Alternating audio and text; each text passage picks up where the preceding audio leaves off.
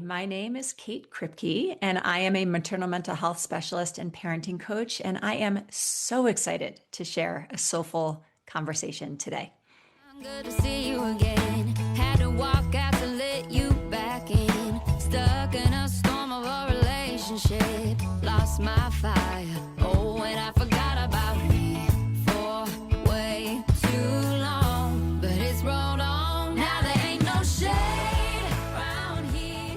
Hey, everybody, it's Pearl Chiarenza with Women's Successful Living and our next episode of Soulful Self-Care Conversations. I'm so excited today. I'm bringing another amazing female on the show who's all about helping high-achieving women. And today's no different. My guest is Kate Kripke. She helps high-achieving women break free from emotional overwhelm, guilt, and burnt out in motherhood. As a maternal mental health expert and transformative coach, she guides mothers in shifting old patterns, regulating their emotions, and reconnecting with their intuition so they can feel calm, confident, and in control while balancing both career and motherhood. Kate believes that thriving as a mother doesn't mean sacrificing personal success, and she equips women with the tools to build deep, lasting connections with their children while continuing to pursue their passions.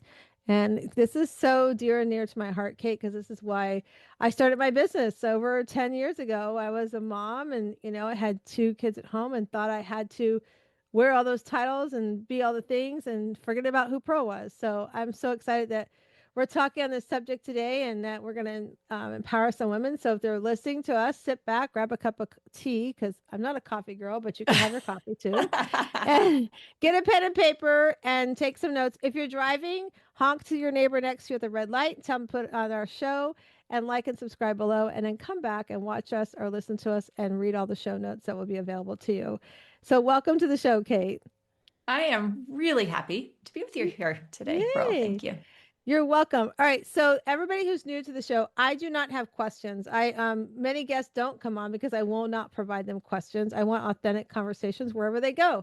And so today's no different, except I always have one question. Okay. And so, Kate, we would love for you to introduce us to little Kate. Introduce us to that little girl. Take us back to when she was little. What was life like for her? What did she enjoy doing? And what did she want to be when she grew up? And how does it correlate to what you're doing today? Wow. I love that last question. Last part of the question. So little Kate grew up in New York City, Brooklyn, New York. Um, She was the first child of two very high achieving, ambitious, um, anxious parents. She was the forever good girl. And I think that actually came from feeling a lot of the emotions in the room with her, right? I think from a very young age, I felt a lot of big feeling, and learned pretty quickly that that big feeling was scary for my parents for different reasons for each of them. But um, of course, now I, as little Kate, like most little humans, couldn't really control my feeling to the depths of, I couldn't always be happy or always feel organized in my brain and body. But I did learn very quickly that that's how I was supposed to be. And I should say, Pearl, that this is not because my parents ever told me that. They loved me, right? I grew up with so much on paper. And I think I was terrified a lot of the time as a young child. I played competitive tennis as a kid. So I think, like many of your listeners, I developed a desire and quote unquote need to be perfect at a very young age, to achieve. And I played competitive tennis. I practiced early in the morning, 5 days a week before school. And I wanted to be the best tennis player. I was growing up during the years of Martina Navratilova and Chris Evert, and they were sort of my heroes. And um, I wanted to be the best tennis player. Funny enough, when I was young, I could hit the ball harder than all the other girls where I was very strong, but inconsistent. But I would win points simply because they couldn't hit the ball back. I would train with all the boys. And then as those girls started to develop strength, I started losing, right? Because I couldn't keep up with like the kind of more consistent game playing. And I think that's really interesting. I did not become a professional tennis player, clearly, but there you have it. I love it. I love the visual you gave. Like I could hit them really well. Then they caught up to me. It's like, okay, now we're even, but oh, they got a little edge on me now. So I love that Exactly right. picture. Yeah, and I'm the oldest of three. So my parents were very they lacked education in regards to my dad got his GED in the Marines, and my mom I think she basically got out of high school as by the skin of her teeth, probably. And so they took off and got married in Tijuana, Mexico, from upstate New Wow. York. Uh-huh. So they lacked communication. They, because of the communication lack, if they had disagreements, we would be walking on eggshells in the house often. And then Yeah. you come home, it's like, oh, everything's fine. You're like, oh, that's how it's done. I don't know what Yeah. happened, but okay. And Yeah. so because I was the oldest too, and I had to be the example, and you know, set the example, don't do anything wrong. I always felt like that was the person I had to be, the nurturer and taking care of, and that's where my people pleasing showed up, because I was also the one that, oh, mom has gallbladder surgery, so you have to stay home with her from school. So all that stuff showed up early for me. I was lucky in the regards that God gave me the sense to know how or why he gave it to me, that that's not what the life I wanted. So Mm. I started working at 12 years old, and my parents basically said, hey, if you want to go shopping at the mall with your friends, go get a job. So I couldn't work until I babysitting. Then once I could, I literally went to school, high school, came home, changed, and went to work. And I was a go-getter worker. I would, if somebody call out, just call me. And so I think that's where I get a lot of my drive from, because I want it to just like nothing's going to stop me. I'm going to do what I want to do. My people pleasing showed up. And so when I met my husband, my parents had moved to California. I was living on my own. I was like, oh, what the heck? I'll go to California. It sounds great, right? I hated it when I got there. I was packed to get ready to move back to Florida, and went to a company picnic. And as I say, the rest is history. I met my husband there. But for me, little Pearl didn't know how to communicate. So when we would have, you know, we didn't argue or anything, we just, when we had a disagreement, I just would withdraw.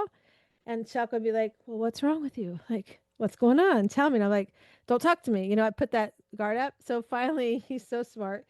He decided, well, if you're not going to tell me, I'm just going to have the conversation for you. So he had start having my side of the conversation. I'd be like, wait a minute. That's not what I would have said. He goes, oh, you have a voice. So if he was sitting here right now, he'd be like, yeah, she has a voice. Once she learned it, What a it didn't go gift. away. So it was a You know great what gift. I love about what you're saying, Pearl, is, and it's a really important point that you're making, is that that driven woman, that high achiever, that perfectionist can come from many different backgrounds, right? Yeah. We respond to our childhood and our conditioning in many different ways. And one of the ways that I see many women responding is through pushing and doing and overachieving. And it's that drive. And again, we have very different backgrounds. We grew up in very different parts of the world. A country, we sort of had very different parents. And yet we moved forward in our life as a response to that in very similar ways, right? That sort of Yeah. high achieving, ambitious, perfectionist mentality, Yeah. people 100. pleaser. Me too. Yep. Yeah. Yeah. 100%. And so today, I mean, I love, we tried for 10 years to have kids, and, we finally adopted our oldest one and then had our younger one through in vitro. So I kind of was like, okay, I've done all this stuff that I want to do. I've had a great, career in mortgages. So let me just set her on the shelf and go be a mom. And then that's why I love that we're talking about this today, because that's where, back then, I mean, I'm 61. My oldest is now my youngest is 26 now. So, almost 30 years ago, I didn't know how to have or how to manage both. I remember when I was doing mortgages, I would bring Matthew, our oldest, sometimes to work with me, because I was like, I got to get it done. So because Chuck would be out of town or something. So I love that we're talking about this now. And it's something that I really am like, I've got a huge growth now because I used to just work with the moms, but now it's like we needed both. We need the moms, we need the high achieving moms because we get in this career or this business world and we think I can't have both, but you can have both. So talk to us about some of that you see. Yeah, for sure. So it's so interesting. I think that there's two quite damaging rigid beliefs, and you just said them, and I think we can break them down a little bit. I can't have it all, and I can have it all. Or it's what maybe we can move. I can't do it all, and I can do it all, right? Those are equally problematic. And what we know is that all rigid thinking comes from fear, right? So I can do it all is probably coming from the fear of not being enough, right? And I can't do it all is also probably coming from the fear of not being enough, right? So again, here's this one root, things can show up in many different ways. I think what we misunderstand is what is actually required to be, I'm going to come back to this important word, to be really successful professionally and to be really successful in mothering. And what does the word success even mean, right? Because we get so caught up in the achieving and the doing and the kind of external validation that we actually miss the point. And the point is, how do we want to feel? So, yeah, I mean, we can break that down if you want, but it's just Yeah, I would love setting to us because up. Mhm. yeah, so I totally agree with you. Like, how do we want to feel? Because many times, women don't want to feel like failures. They don't want to feel like they feel. I know. I remember, like, I felt like I had to choose one or the other. That if I choose one, then I wasn't showing up for again. Go back to people pleasing. If I choose this side, then I'm not taking care of this side. It's like, it's like the generational belief. Because like for me, my mom, my grandmother, they did everything for my granny did everything for you. Like you came home, everything was on the table, all set. My mom's generation was like, okay, I got to work and do, so figure that out. And then I'm in the generation goes, well, I'm supposed to be able to have it all, but how the heck do I do this? Like, Well, how do I do it? Right? So yeah, let's sure. break it down. Well, maybe we can start with a pretty important question, which anyone who becomes a mother, whether they give birth themselves or not, is going to enter motherhood with, which is what does it mean to be a good mom? Yeah, great question. I don't even really love the words in that because we want to be good moms because we can't stand the idea of being bad moms. So even the word good has this fear to it. But maybe we can just I think a lot of your listeners will think that way. So I don't Right. know. What let's brainstorm. Like for you, when you entered motherhood, what Mm-hmm. did you believe it meant? What was required to be a good mom? So, for me, I would say when I think about when I entered motherhood, because I did this, it meant that I had to put whatever I was doing, whatever I wanted on the shelf. Like Self-sacrifice. Good moms self-sacrifice, sacrifice themselves. right? Yep. Self-sacrifice. I had to do everything for them.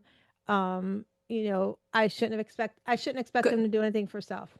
good moms do everything for their kids Yep. and Yep. self. Okay, we could Yeah. just even stop there and we might sprinkle in because I think this is what a lot of people good moms make sure that their kids are happy. Right.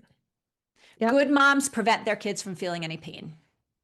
Right. That might be a Right. little more wordy than so good moms make sure their kids feel okay, feel good all the time. Right. Right. Okay. Right. That in and of itself is a setup for disaster. And it also is not actually based in any factual research based information. Right. And I want us to start there, Pearl, because if we have, I don't care how educated, how successful, how competent a woman is, if we start motherhood from that place, we're actually creating a really unfair dynamic for both the mom and her child. Right. Yep. So So it's really important maybe to break down a few myths, okay? And I'll just pick a few. There are so many, but I'll pick a Yeah. few out of my hat just based on where we're starting this conversation from. Number one is that um, mental health means that we are willing and able to feel all the emotions. Mental health does not mean that I'm feeling happy all the time. Right. If I'm mentally well, it means that my emotions are reflecting what's happening in my life, what's happening externally, right? I really want something and I can't have it. I'm going to feel disappointed, right? Right. I am facing a moment of uncertainty and unpredictability. I'm going to feel anxious. I feel Right. threatened in some way, whether that threat is real or perceived. I'm going to feel scared, which means I'm probably also going to feel angry. Because anger, there's a term we often use when we feel scared, we get scary. So underneath anger is a lot of fear. Okay, so those Right. all make sense. So if I'm telling myself that a good mom makes sure that my child is happy all the time, I'm actually missing the point of what my child's mental health and well being will look like. True. Yeah. So the other one, you already named this, but it's worth reminding good mom self sacrifice. I mean, I can't even tell you how many times I've seen the disastrous effects of this. We cannot mother our children well from an empty tank. We just can't. 100%. Yeah, we can't. No. And, this idea, good mom self sacrifice, I mean, I think most of us, I could be wrong, but most of us intellectually know that that's not possible, right? But Right. our nervous systems don't believe. Our nervous systems don't believe it's safe for me to have wants and needs and to pursue them because something in my upbringing and my conditioning tells me that if I prioritize myself over someone else, something bad is going to happen, quote unquote. I don't know, that could look a million different ways for people. Right. Right. So, and that's part of why this idea, I love the kind of blurb on your podcast. This is why the idea of self-care, most high achieving women are going to roll their eyes Yeah. because it's Yeah. just one more thing to do. It's just Right. one more thing to do. But underneath any behavior are feelings and thoughts and beliefs. And if I believe that it's selfish for me to have wants and needs and to tend to them, then the effort that goes into doing that thing is going to be too much for me. It's not in alignment. It's out of congruence with what my beliefs are, right? Right. So, and then there's just this other one. My job is to prevent my children from feeling any pain. I have to make sure my child feels good all the time. Again, it's like if I really want to show up as the mom that's required, that's the say, we hear this term secure attachment. It's sort of a buzzword now in pop culture. Really, what that means is that I, as a mother who's creating a secure attachment, I actually am secure and steady enough in myself to be able to tolerate and make room for my child's messiness, to allow my child to feel all the big emotions, to have different opinions than me, to think in weird ways, to like, I am secure enough that I Yeah. can weather that storm. And Right. the storm, when we're raising little humans who are like skin bags of emotion, is a lot of emotion, right? Yeah. It's very uncomfortable. Right. And so, if my achievement brain has taught me that anytime I feel any emotional discomfort, I'm just going to fix it or problem solve it or manage it or control it, I am actually not showing up in the way that my child really needs so that they can feel their pain, which is inevitable. They're a little human, but not feel it alone. Right. Yeah. There's, oh my gosh, there's so much to unpack there. You're like thinking, as you're talking, I'm like, oh yeah, I remember that. I remember that. Like in my, with the boys and it's so true. I mean, one of the things like I loved when my sister-in-law, and she's probably listening. So hello, Melissa. Hi, Melissa. I went to go visit her, and my brother one time, and my nephew Sean, I think was 3 or 4. I don't remember. And it was really cool because she's like, hey, you want to come upstairs? Sean's going to put his clothes away. I'm like, okay, sure. So I was like, and I looked, I think I must have gave her a look. She goes, um, unlike some of us that when we grew up, we don't have to have our mother put our clothes away. At 3 years old, he can start learning how to do that and be part of the team. I'm like, wow, I love that, like I'm like, so I said, so you're like a CEO mom. You're like running a business here. She goes, yeah, they're all part of the business, but I he can learn. I was like, that was really cool that she was doing. I'm like, me, I was like, oh, let me put all their clothes away. Let me do all that stuff. Right. And so as you were talking about that kind of came up my head. And to watch him today being independent and the things he's doing, he's only in fifth grade. I think, don't get me wrong, Sean, fifth grade, I think. So it's, he's learning to communicate his feelings, and they're holding that space for him. And so when you were saying this, like some of this stuff that you were saying, it hit me because when I finally started realizing I don't have to fix everything, I shouldn't fix everything for them. They have to feel, they have to have consequences. When I started realizing that, that's when I really started like stepping into things I want to do again. I'd put everything on a Right. shelf for so long. That's when I started, my own business. I started speaking and going, to different places. And so for me, the part of that, in doing that, I remember one time, I'll never forget this conversation. If Matt was here, I'd be like, oh yeah, I remember. I remember him looking at me one time about something and he's like, it's all your fault. And I was like, I sat there for a minute. The old me, the mom who believed that would have been like, yeah, it is all my fault. And then I looked at him and I go, well, actually, I'll tell you what, because he's like pointing the finger at me. I'm like, I'll tell you what, I'll take the thumb because there's probably things I could have said or done differently with you to make you not feel this way. I I said that you can point a finger at me. That's okay. I might have some of that, but you got three fingers pointing back at you. So what are you going to own in that conversation? So when I started doing that, he's like, oh, you're not going to take everything anymore. Where the old me would have been like, yeah, it's all my fault. What can I do to fix it? And so um, they were late and they were in high school when that started happening. And so um, I just, the things you said there, it's so true because we think we have to be the fixer. We think we have to, but if we hold space to allow them, which my husband, I wish he was sitting here, he could hear this. He was so great at the opposite of it. He was so great about, you described it like holding space for them to be who they want to be and say what they need to say. And he would be so great at that. Like that's who I learned from because I didn't have that example. But he'd be like, okay, so tell me why do you feel that way? Like he would have the conversation. He wouldn't be like, this is how I feel. It even got to um, teaching them things like voting, right? So Matthew had a project at school and he had to do voting. I can't remember what he was in sixth grade, and he came home. He says, "I'm going to vote for so and so." And we're like, "Okay." He goes, "But mom and dad, who would you vote for?" And we're like, "We're not going to tell you. We want you to figure this out on your own. We'll answer questions for you, but we want you to figure this out on your own. We don't want to project our feelings onto you because this is a life lesson you need to learn as an adult, right?" And so he came back, told us who he was going to vote for. We're like, okay, great. Well, he goes to school and turns in the project assignment, and and he comes home that night. He goes, I have to redo my project. I go, okay, I'm confused. Tell me, why do you feel you need to redo your project? Well, the teacher had said they need to redo the project because there's too many people voting a certain way. And I was like, okay, well, we sat him down. So Chuck sat down with him and explained, how this doesn't happen in the real world. This is not anything. But to watch that Chuck navigate those different pieces to teach them, you have your feelings, tell us about your feelings, and how can we support you? How can we help you that? Yeah.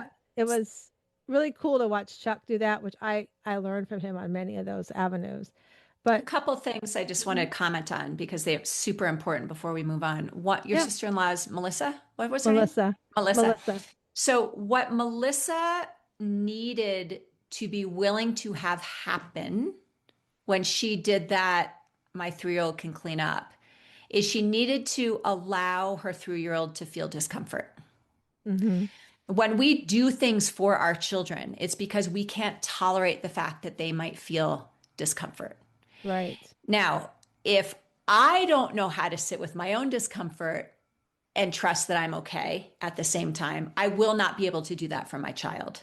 Right. So I do want to just recognize here that if you have people who are listening, this can this is easier said than done, right? We can Correct. say, okay, well, if my child is frustrated because I'm going to sit there and say, I'll sit here until you're done putting your toys in the basket and it's taking forever and they're frustrated. And the only way for me to tolerate that, have my nervous system trust that it's all okay, is if I can sit with my child's discomfort, because his discomfort will bring up discomfort in myself.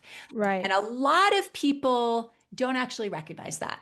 Right. No. And so it Yeah. really does. I mean, that's what I sort of love about maternal child mental health work. It always has to start with us. We have to be willing to go first. I Right. have to be willing to learn how to feel a lot of emotional, unpleasant emotions and trust that I'm okay at the same time if I want to teach my child that. Yeah. Yeah, I love that you pointed that out. I think, sitting in the discomfort is, it's hard because like you said, we don't want them to be uncomfortable. We don't want them to feel that way. When you just said that, it reminded me, so when our oldest son Matthew was going, he had some challenges. So he had been having a issue with feeling belonging. He was mixed race, and he was the only mixed race child in our family and his biological family. And so he was always a follower. And so he was following with this one group, and they were not, it basically was a cult. We weren't calling it a cult. He needed to figure that out on his own. We weren't going to point anything out. But the great thing was he was still going to therapy. Like he was still seeing his therapist once a week. Every other week was family. So I'd gone to a friend of mine. I'm like, I really don't know what to do, how to support him because I know that it's not a great group, but I'm really concerned. And my friend said, Pearl, all you can do is say to him, how can I support you in that thought? That's you. You're not going to change anything that he's doing. He's got to figure this out on his own. So, so we go to therapy, and and my friend had told me they had lost 6 young men to this group in their church, and so we go to therapy, and we're sitting there, and he tells me. He gets this picture of Jesus, and he's like, "This is who you preach to." I'd never seen anything like it before in my life. I'm like, so I was just sitting there, and my therapist, when this happened, she's like, her mouth dropped to the floor.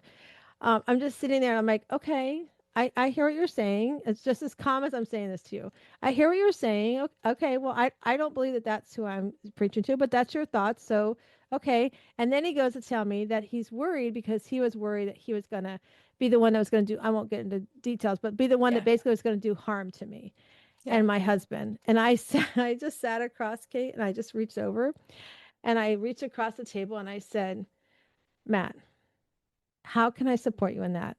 If that's how God wants me to lead this world, then that's going to be his choice. It will sadden me, but how can I support you in that? And Kate, he just sat there and just looked at me. My therapist's mouth is on the floor, and he just looked at me. His stomach starts getting upset and everything. And he starts going, oh, I'm like, do we need to call a doctor? Because I didn't engage in it, right? I needed him to be like, I can't change his mind. So I literally was like, how can I support you in that? About 2 weeks later, he came forward and he said, I think I need to go for rehab. So he realized, I wasn't going to be like, I wasn't going to fix it. And trust me, my stomach, when he told me what, I was just like, I was a wreck when that all happened. But I was like, okay, how can I support you in that? And so he did. He went to rehab. He did really well, but unfortunately, he made some other mistakes after later on, a few years later. But like what you said, it's like I can't. And I had to be comfortable. Are you okay? So sorry. Okay, we can pause a second. Hold on. Let me pause. Make sure I hit the right button. So anyway, so I knew that sitting there, I needed to just sit and like what you described. I needed to just sit in what he was feeling because I wasn't going to change his feelings. I mean, he had this whole group that was leading him to his feelings. And so I literally just sat there. And like I said, the therapist, her mouth was on the, she looked at, she goes, where did that come from? I'm like, I don't know. All I know is I heard my friend say, just how can you support? And it just came out of my mouth. That's just as calm as I could be. And, so like what you said, and it was so uncomfortable. I mean, you said it too. I had to be, it was scary as heck what he was telling me, but I had to be comfortable in knowing that's what he was feeling and be comfortable with it, how uncomfortable and angry. I mean, I was like fuming inside, but I was like, okay, don't let it show. Just be calm, and then that's what I did. And so what you said is the uncertainty, that the whole, like, that feeling of, the anger, like that whole, like, his mental health was not right at that time, but to walk through that as a parent, I mean, I don't know if I could do it ever again the same way. Well, I think what's really interesting about what you're saying is that you are, as you're talking about this, really differentiating between our thoughts and our feelings and our actions. And it is really worth highlighting here that one of the things that I see over and over and over in the work that I do with women is that this achievement oriented brain, we'll call it, right? The mindset, the brain that knows how to fix things, knows how to plan, knows how to problem solve, knows how to organize, knows how to get things done, knows how to do everything for everybody, right? That is actually a brain, all those skills that's so useful in everything except relationships. And motherhood, if we go back to how we started, what is a good mom? What is a successful motherhood? I know I feel the most successful as a mom. My daughter's now 16 and 19 when I feel connected, when I feel like I'm Mhm. in connection with them. And Yeah. a lot of the, if we, the thoughts I have, the beliefs I have about myself, I have to be perfect. I have to make sure everybody's okay all the time. I can't make mistakes. If I don't do it, nobody else will. It has to be me, right? My wants and needs don't matter. These are a lot of beliefs that very high achieving, capable women often bring into motherhood. If that's the belief I come into motherhood with, I come in the house and everyone's clothing is spread everywhere. And the thought's going to be, if I don't pick it up, no one else will. I'm going to Right. pick up everyone's stuff. The feeling is probably going to be one ultimately of annoyance and resentment or frustration or anger over time, right? Right. And then the action is going to be that I'm going to be tight and tense in my body and I might snap at my kids later. And then the result is I feel very disconnected with my children, right? And I think Right. one of the things that we have to identify is many of those old beliefs about ourselves that we bring into motherhood. That's like the operating system that we've been moving through life with. And successful mothering simply requires a different operating system.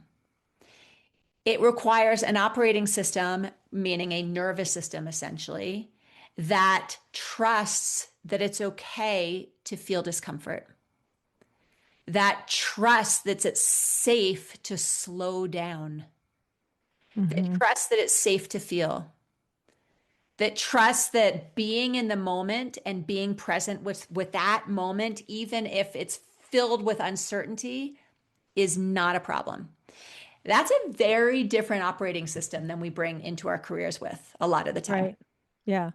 Yeah, I agree with you because when I go back to my mortgage days, I was like, I was so like trying to take care of both, and I failed successfully, but I, like I didn't successfully do the motherhood part, but so it's like trying to figure those both out. I remember when I was pregnant with my younger one, and I'd come home from, we'd gone to upstate New York for a baby shower for our younger one, and I came home, and the two loan officers that I processed for, one had quit, one got fired.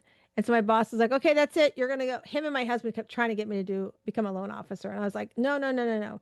And he's like, that's it. You're going to go be a loan officer now. And I was like 8 months pregnant. I'm like, dude, like I'm 8 months pregnant. He's like, no, no, no, they're going to love you. And I did that. I did it successfully. However, I sacrificed connections with Nate because I went straight, had a baby, went straight back to work. And I wish I would have said, no, I'll wait till after the baby comes because I wanted that connection time. So when I look back, because when you said connection, I can tell you that that's the difference between the two of them. I had connection with Matthew because of the time I was able to spend at the beginning. I lacked connection with Nate. Well, we've built that, but back then when I look back, it's like that connection piece. It's so, so true. And that I But, like how you call it the operating system. but I want to debunk a myth here. Okay, let's debunk it. Connection isn't about time. We don't have to spend lots of time with our children to form Right. connection. Right. And I say, and I know you know this, but I want to make sure that your listeners know this because I think that is one of the things that, by all, if someone wants to stay home with their young children, please, please, by all means, like I am not opposed to someone being a stay-at-home parent. I think that is incredible. But if someone wants to work and wants to pursue something outside of motherhood, spending a lot of time away from their child does not automatically mean they won't form a secure attachment. They won't build connection because really connection, secure attachment is built in teeny tiny moments. We Right. can actually use that moment of dropping our child at daycare or leaving the home when the child is screaming as a moment of connection. And many of us see those as moments of trauma and deep separation, and we're ruining our children and examples of a break in connection, but they're really not. Yeah. Again, the only way to really see that clearly is to understand that the feelings are never the problem. So the fact that your child is sad that you're leaving isn't a problem we have to fix. Does that make sense? No, it's not. Oh, 100%. And what I just want to clarify, what I meant was like I had Nate and I went to work like 5 days later. It's Uh-huh. like I would have wished I would have stayed home at least a couple weeks Sure, with them. No sure. matter what, I knew I was working. I was not. It's like there's so many things about me that I could have stayed home, but it was my choice to work outside. And yeah. So, and I. It's funny when I look back, like what the examples. I'm like, oh yeah, I let them do that. I let them cry. It's like I don't know where that came from, but I did let them cry. I let them have those feelings and such. I'm looking at the time. We're having so much fun talking about this. So this we could go on and on for this example. So it's so good. I'm like, we're almost done. We're almost out of time here. I'm like, oh my gosh, this is such a great example. So I want to talk a little bit about more like I think we've seen a lot what you do with women. I think you walking me through examples have been really good live examples for the women that are listening and the moms that are watching or listening to us. And so what I want to ask you is why did you decide to do this? Like, what was there a pivot point in your life? You're like, I need to do something that drove you to do this kind of work. Because you're Yeah. really like, you're very like, I would just want to say, I mean, I know we've had conversation before you came on, but your examples, you're like, everything is so spot on. Like more people. And if you don't have a podcast, I hope you start a podcast on this. I do have one. I do. Oh, good. So we'll have to make sure to share that because I think it's really, really important that women and moms, and even dads hear what you're sharing because, there is like you said, there's no perfect parent. There's Oh, no perfect parent. If there is, please show me, come out so I can sit by your it's side. actually not good for our children to be No, perfect. exactly. Yeah. So share with us a little bit like what brought you to this. I know we introduced a little girl, but like what brought you to do this and how can people reach out to you as well? Yeah. Yeah, sure. So the short of the long is that I thought I wanted to be a adolescent therapist. I was really interested in working with teens, and my first job out of grad school was to start a counseling program in an after school program in the Mission District in San Francisco. And those kids did not want to be in my office, but guess who did? Guess who wanted support, right? We had like a line out the door of moms. And what we found was that as those moms got what they needed to feel supported, they showed up differently at home and their children started doing better. Their teens started doing better. That really got me thinking. And of course, if we can get moms the support they need early when their kids aren't, before their kids are teenagers, we can really set whole families up for success in a different way. I then had my first daughter. I had very significant postpartum anxiety after my first daughter was born. Motherhood is the all-time equalizer. Postpartum mood and anxiety disorders don't choose who to show up for. I do actually think highly competent, successful, achievement-oriented women are at a very high risk because we like to fix and do our way through discomfort, and that is not going to work in motherhood. Um, and then I remember when I had my second daughter, I remember my first daughter was actually funnily enough, kind of a very even Steven child, right? Like she was not a hard child to parent when she was young, but I still had a whole ton of an anxiety. My second daughter was born. My my 2-year-old at the time came running into the nursery when I was putting my baby to sleep. And if any mothers are listening, they all are gonna, their heart will start to race in this moment. Cause I was, she came in with this drawing and she wanted to show me and she was all excited. And I was so scared about the baby waking up because I had to have that baby to sleep. Because if she didn't sleep, everything else in my day would get out of whack, right? This is my achievement brain, that I snapped at my 2-year-old and she got scared. I didn't hurt her, but my voice was scary to her. And it was that moment where I was like, I cannot project my own anxiety onto my daughters. I have to figure out what's happening here because if I keep trying to, if I keep, you made a comment earlier about Melissa, your sister-in-law. If I keep trying to run my home and be the CEO in mothering, I'm screwed. It's not going to work because that CEO brain does not know how to connect with young children when they're feeling big emotions. She knows how to fix and problem solve and plan and organize, but she does not know how to be still, to slow down. And that was really, I had had therapists, I'd taken medicine. I was a therapist for 20 years. I value good psychotherapy, but I really was realizing, both for me and during the time that I was a therapist for these moms, that traditional models of psychotherapy and treating depression don't really work in this realm that we need to work at in motherhood, because anxiety is not a pathology in motherhood. It makes sense, full stop. If we are bringing that achievement focused brain and trying to plan and problem solve and don't know how to sit with uncomfortable emotions, we're going to be scared all the time. That's not pathology. That's like functioning. That's our nervous system saying this thing isn't safe. So that sort of had got me to where I am today. I don't practice traditional psychotherapy anymore. I have a 12-week coaching program that really takes women through the system that that helped me move through that with other moms. I also think none of us are supposed to mother alone. And so when we get in a community of other moms, we actually move so much faster. So there you have it. I I I thank you for sharing that story, and you did a great picture. Like I could just see your 2-year-old running in there and be like, So and then the feeling happy. I could feel that feeling that you had coming overwhelmed and everything, and and it's interesting you said that. I think Melissa needs to be somewhat like you because that was the other thing she said too. She said.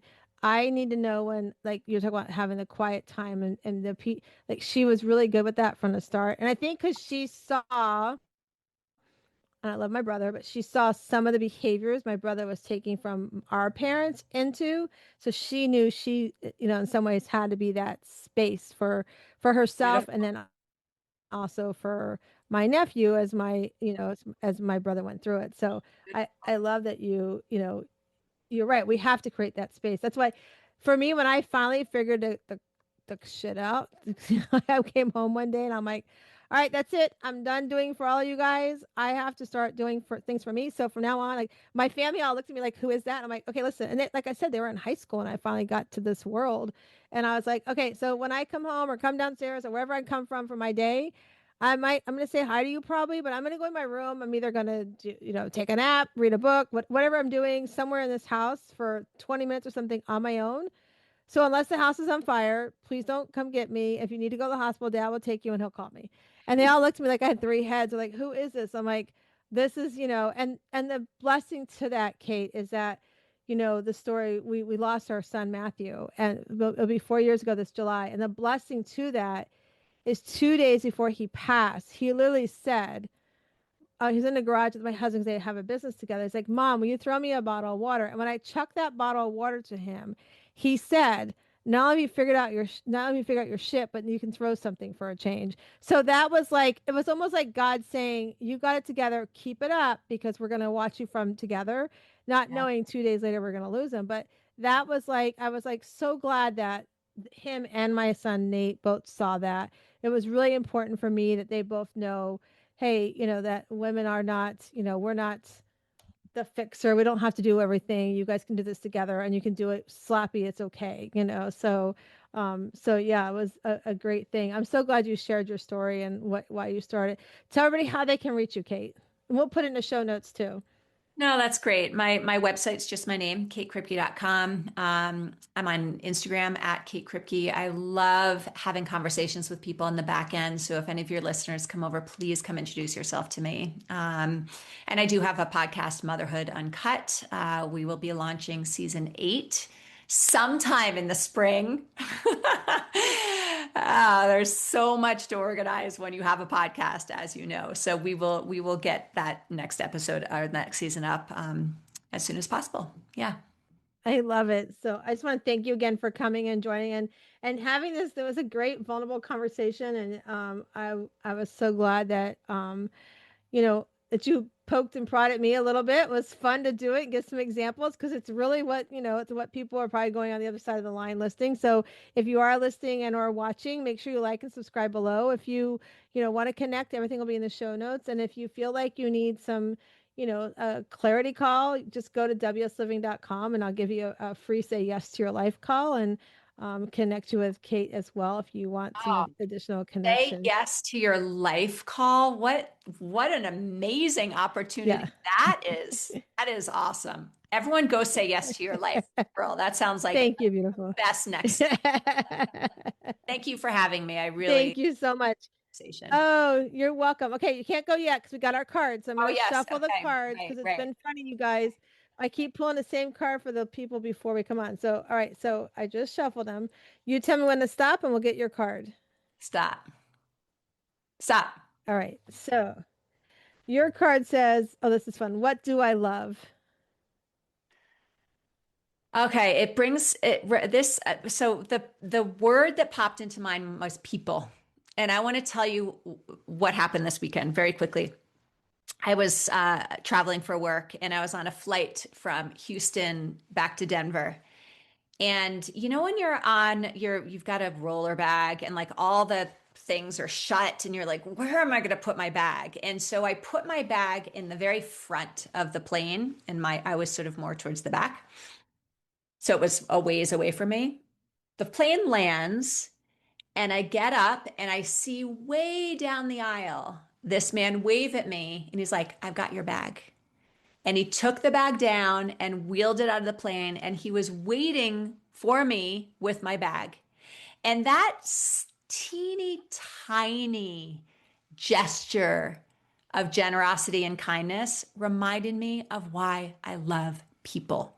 And I Yeah. think we're in a place in the world right now where there's so much fear and violence and animosity that it's really easy to see the things that we don't like about people. But I really do love people. So, Yeah. That's a great spontaneous story. answer. There you Yeah, go. no, I love that. I mean, I love that. I love things like that myself. I love when people do little things just to show up, It's like it's so important that, I'm Small things, right? The just little small tiny things that things. matter most. Yeah. Yep. Yeah. I mean, it's so true. Like I got a friend of mine a couple of years ago, she was going through brain cancer and I said, what do you need? She goes, I need a cart. So I sent her, I went to Amazon. I'm like, okay, you got a cart coming. And like today, like about 2 weeks ago, she took a picture of the cart with her mop because she was mopping her floor. And she had her mop in the cart, pulling the cart around the house. I'm like, that was so cool. She was my cart from Pearl. I was like, just, little things like that. Like, what do you need? And just asking that. So I just want to thank you so much for coming on. I just want to remind our audience that we do come in this world. We have a little rough of a shell that we have to work through. But once you start polishing it, you can become stronger. You can become happier. You can become empowered, radiant, and original self as you go find your inner pearl to greatness. So I hope you had a great time with us today. Amazing information. Reach out to Kate because I know that she would love to talk to you as well. Have a great day. All right, to all my moms out there and my dads, I hope you enjoyed that episode. That was so much fun. I felt like I was like in the real world back when my kids were little, going, "Oh yeah, I could see that. Oh yeah, I remember that." It was so cool.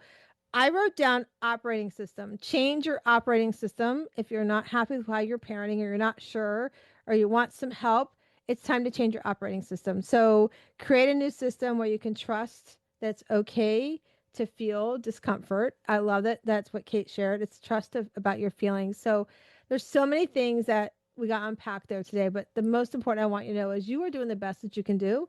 You're an amazing mom. You're an amazing dad. grandma, whoever it is that's raising our beautiful children, you're doing the best you can. Sometimes you just need a little help. And so reach out to Kate.